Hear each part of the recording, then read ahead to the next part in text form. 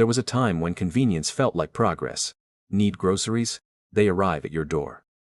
Need food? 20 minutes. Need a ride? Tap a button. Need entertainment? Thousands of movies waiting instantly.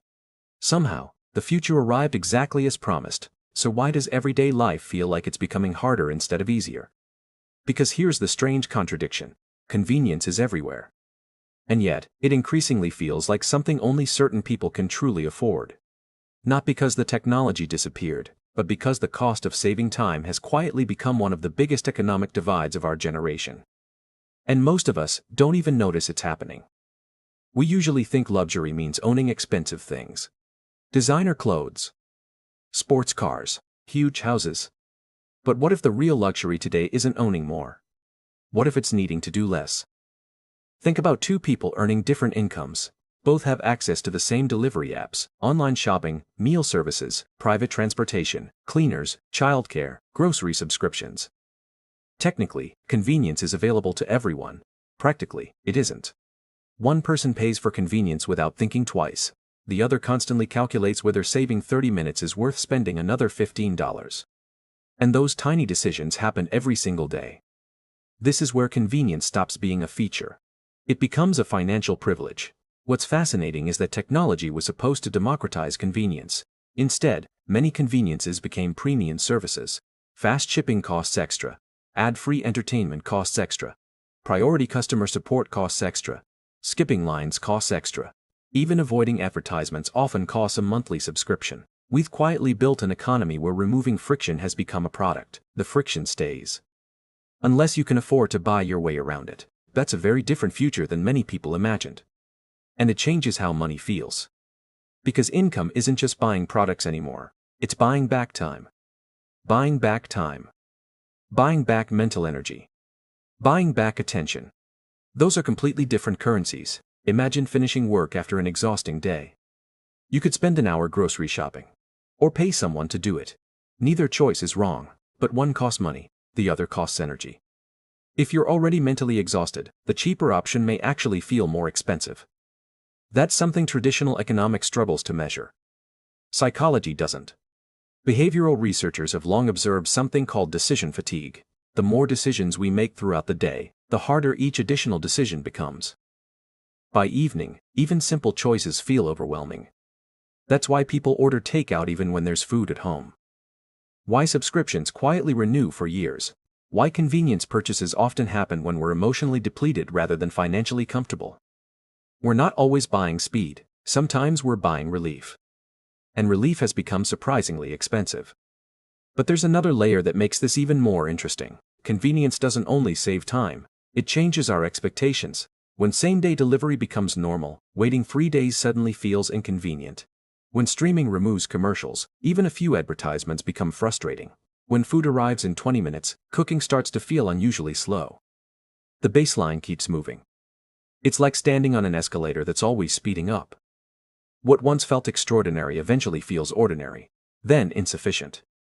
Psychologists call this hedonic adaptation. We quickly adjust to improvements until they stop feeling like improvements at all. Convenience follows exactly the same pattern. The more we experience it, the more difficult ordinary life starts to feel. And companies understand this remarkably well. Many businesses no longer compete by offering the best product. They compete by reducing tiny moments of friction. One fewer click. A slightly faster checkout. A recommendation before you even search. Automatic renewals instead of manual decisions. Each improvement seems insignificant. Together, they reshape how we behave, sometimes without us realizing it.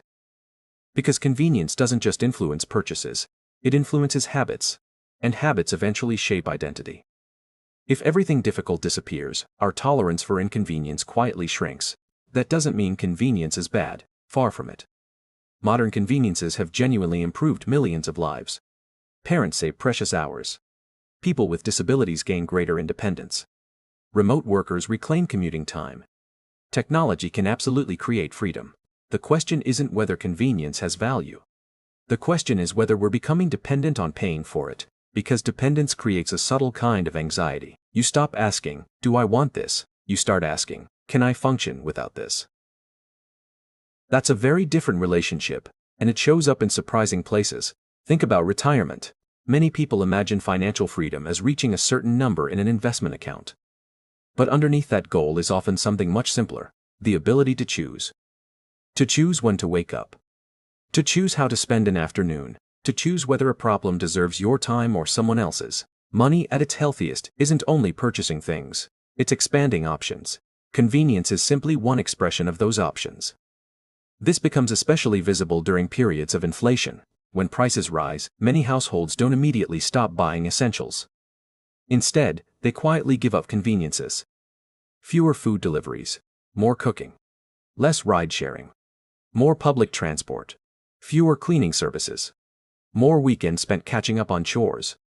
Life becomes manageable, but heavier, not dramatically, just enough to notice. It's a reminder that convenience was never free. Sometimes we were paying with money, sometimes we were paying with time. Now many people are paying with both. And perhaps that's why so many people feel chronically busy even when technology keeps promising efficiency. We've automated tasks, but we've also filled every saved minute with new expectations. Reply faster, work longer, consume more, optimize everything. The hours we save rarely stay empty. They get reinvested, usually without asking us first. That's the hidden system. Convenience creates time. Modern life quickly claims it back. So maybe the conversation isn't really about convenience at all. Maybe it's about ownership. Who owns your attention? Who owns your schedule? Who decides what your free time becomes? Because if every minute you save immediately belongs to someone else's expectations, was it ever truly saved? That realization changed how I think about money. Not as a score, not as a competition, but as a way of protecting parts of my life that don't produce anything measurable. An uninterrupted dinner. A slow morning. Time with family that isn't constantly interrupted by notifications. Those moments don't usually appear in financial spreadsheets, yet they're often what people are trying to buy all along. Maybe that's why the wealthiest people often talk about protecting their calendars more than buying expensive objects. Time eventually becomes more valuable than possessions. Not because possessions lose value, but because attention becomes increasingly scarce. So what can we actually do with this? First, recognize that not every convenience purchase is wasteful.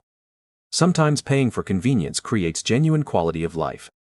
Sometimes it simply masks deeper exhaustion. Knowing the difference matters.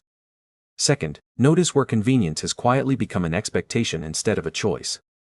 Could you wait another day for shipping? Cook one extra meal this week? Walk instead of ordering a ride occasionally? Not because you have to, but because maintaining the ability to tolerate inconvenience is a form of resilience.